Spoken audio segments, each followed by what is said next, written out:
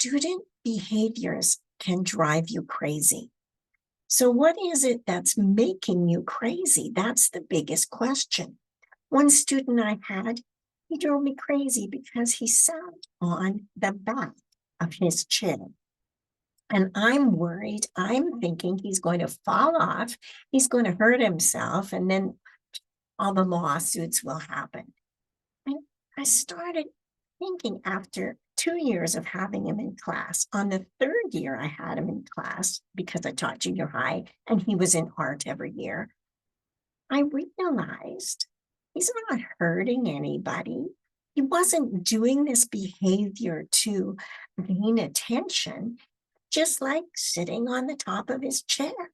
And when I realized that, figured it out, and put him at the back of the room so that he wasn't in front of anybody and he wasn't disturbing anybody else, and I quit looking at him because that's what was being disturbed, me.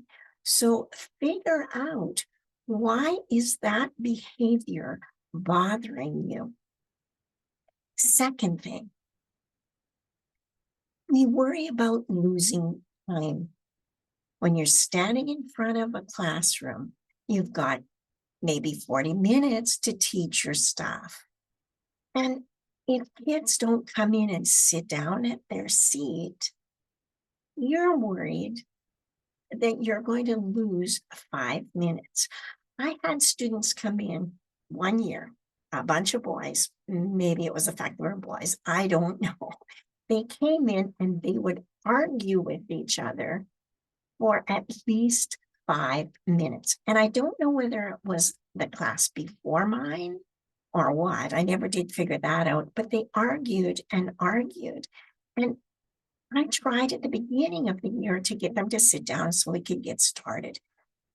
Then I realized I was wasting my time getting them to sit down at the beginning. They needed to get that, whatever it was, out of their system. I quit getting mad at them. I just let them argue. And when it started to peter out, and some days were worse than others, then I would ask them to sit down and we started the class. So we lost 5 minutes. But it was 5 minutes I wasn't yelling at them and driving myself crazy. And this is the biggest key here. You don't want to drive yourself crazy. If you have kids that are coming in late at the beginning of the class, why not do some fun activity at the beginning of the class? And then when they realize they're missing out on the fun, they might make a little bit more effort to get in there. You can give them all the punishments you want, but really, think about it. It's not a good idea. You are smarter than the kids.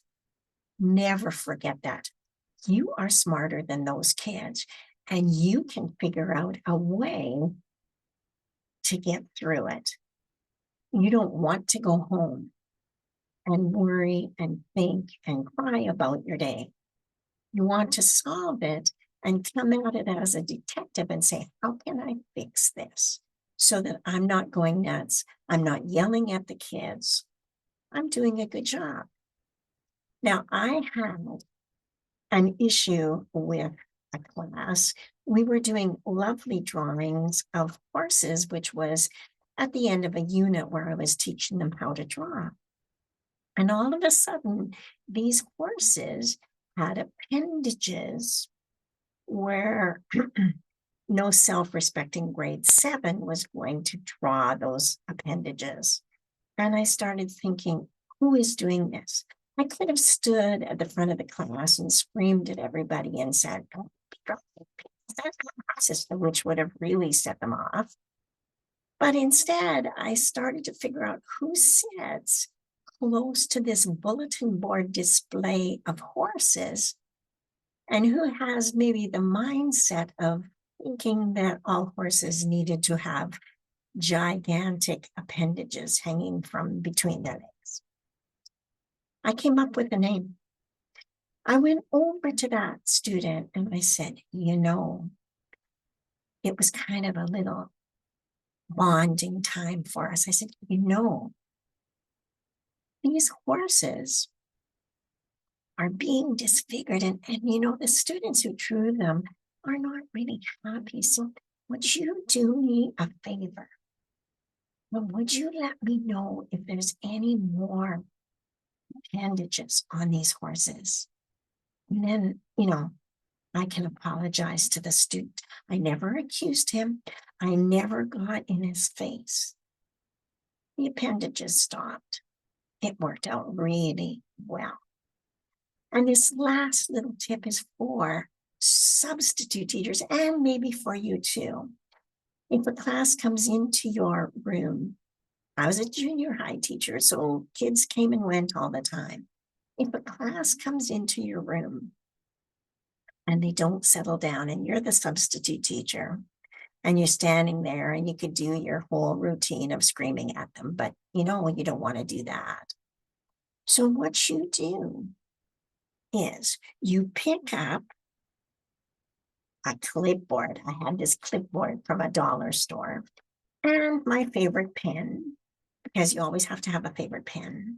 So you're standing at the front of the room with your clipboard and you just start writing, doodling, drawing horses on your clipboard. And it's an amazing thing. The students start calming down. Why? Because they think you're writing their names down. And they start whispering at each other, stop. And you've heard all this.